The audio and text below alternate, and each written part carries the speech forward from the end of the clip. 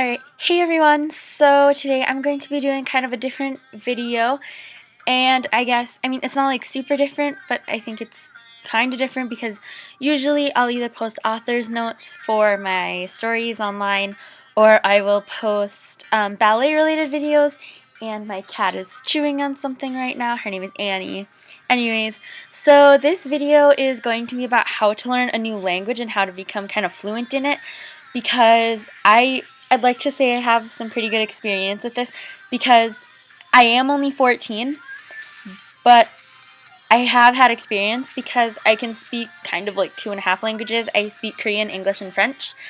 And yeah, so I'm fluent in Korean and English, and then like proficient in French, so I'd be okay going to France. So I'm going to teach you guys, kind of give you my pointers on how I pick up on languages, because English is not my first language. But as you can tell, I can speak pretty fluently. I think I have a little bit of gap in my some pronunciation. No, pronunciation is fine. Like speech gap, like it's not always completely smooth and fluent. Usually it is. I try to be good with that. Anyways, so here is how you do it. I'm going to put on my teacher glasses, which are right here. Awesome. Okay, so my first big tip is some glasses. Actually, no, I'm not going to wear my glasses. Screw the glasses. Okay, but anyways, so my first big tip is to make sure that you want to learn the language. If you need to make sure that you're going to be dedicated to it. So make sure it's a language that you really have an interest in learning, that you're not just going to drop. Because I find that when you invest your time into it, it just feels like a waste of time if you don't really want to learn the language.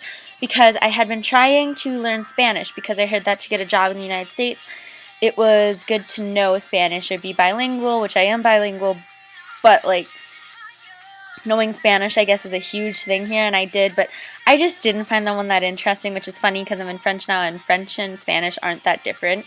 But anyways, you just need to make sure that you will be willing to invest your time in it, make sure you're interested.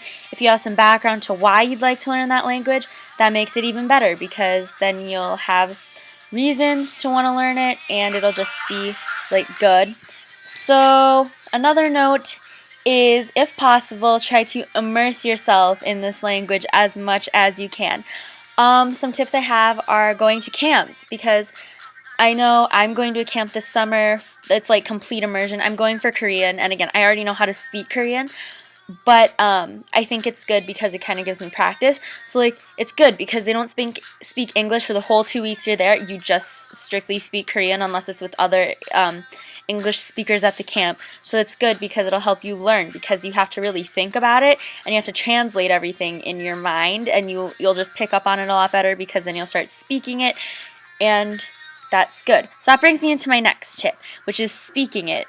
Actually try to speak it. So I find that speaking the language actually helps a lot, because it helps with your pronunciation, sentence structure, grammar, actually knowing what the words mean, because you don't want to make sense that doesn't make sense, right? So you want to make sure that the sentences make sense and all. So speaking it to somebody else who's also learning, or someone who's already fluent, will help a lot. I find that speaking it with someone who's already fluent helps a lot, because then they'll be able to give you pointers on the pronunciation and grammar and sentence structure and things like that. So that's always really helpful. And another thing, this is one of my, I don't know how many tips I have. A couple more. So the next tip is to make sure that, like, every time you see a sign or like anything in that language, just try to translate it. Try translating it. See if you know what it means, because reading it and trying to figure out what it means helps a lot too. If you can't read the characters of an Asian language, such as Korean, Japanese, Chinese, Thai, anything like that, Vietnamese, if you can't read it, then try like the romanization, kanji, things like that.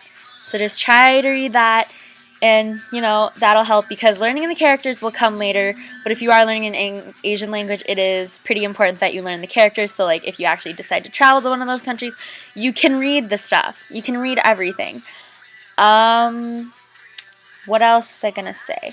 Oh, and if you're learning a language like French or Spanish, if you live in Canada, then I believe that like it's half French, half English. In the United States, I'll just use this popcorn packet as an example.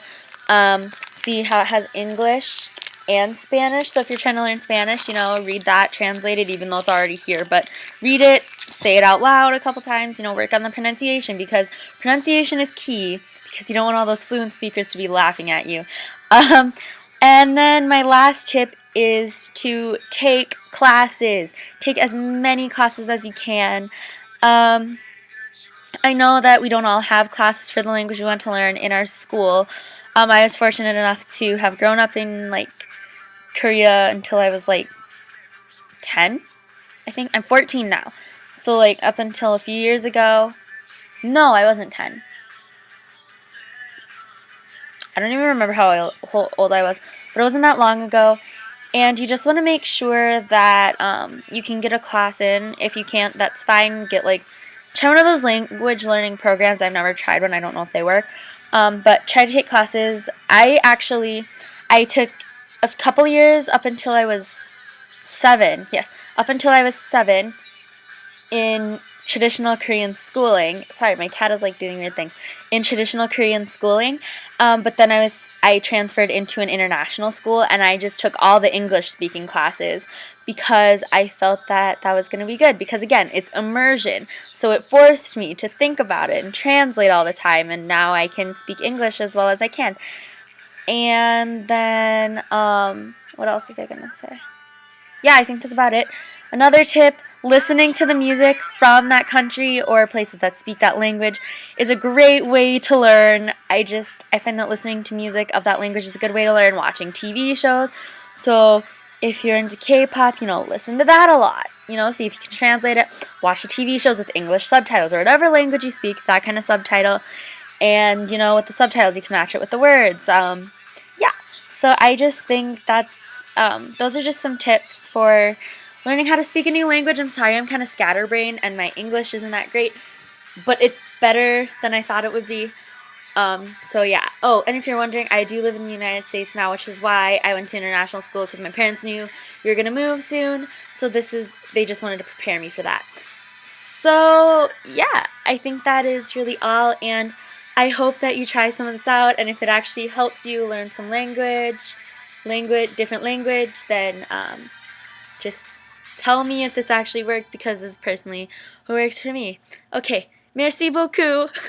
Just kidding. Thank you for watching, and I guess I will talk to you in another video. If there's anything else that's like related to languages that you want, you can either inbox me or post down below. If you want a video on languages, then tell me and you will receive, but I'll probably go back to my regular ballet videos. But if you're subscribed for the ballet videos, now you know what I look like.